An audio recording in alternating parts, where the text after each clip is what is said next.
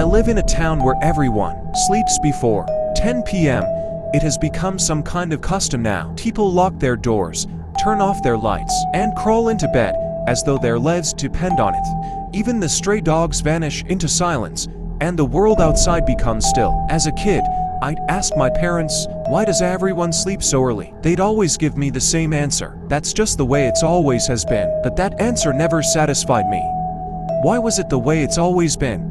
What was so important about sleeping by 10 p.m.? My curiosity grew as I did. There was something wrong about the stillness of our nights. No one ever woke up, not even for a glass of water or to use the bathroom. Once they went to sleep, they were dead to the world until morning. I'd overheard whispers once, conversations among the adults. He broke the rule, someone had said.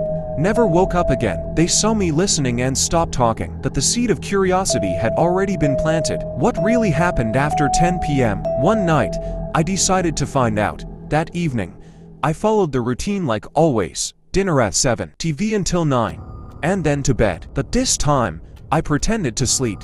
I lay there with my eyes closed, listening as the town settled into its nightly stillness. At exactly 10 p.m., everything became silent. A silence so heavy it felt alive. I waited for what felt like hours, though it was probably just 30 minutes. Then, slowly, I opened my eyes. My heart pounded as I sat up, every creak of the bed frame sounding deafening in the oppressive quiet. I tiptoed to my bedroom door and cracked it open. The hallway was empty.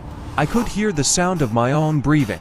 Slowly, I crept to my parents' room to check on them. They were fast asleep. Their faces were calm and undisturbed.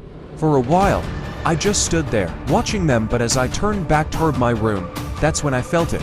A presence. Not something I could see or hear, but something I knew was there. The air grew colder, pressing down on me like a heavy blanket. The hair on my arm stood on end, and my instincts screamed for me to run. And then, I heard it. Why are you awake? I froze.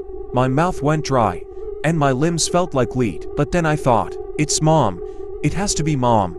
I felt relief for a moment, but as I turned toward the voice, I noticed my parents' room. The door was still ajar, and I could see them lying in bed, motionless, breathing softly, asleep. If they were asleep, then who? The voice cut through my thoughts, louder this time, with anger.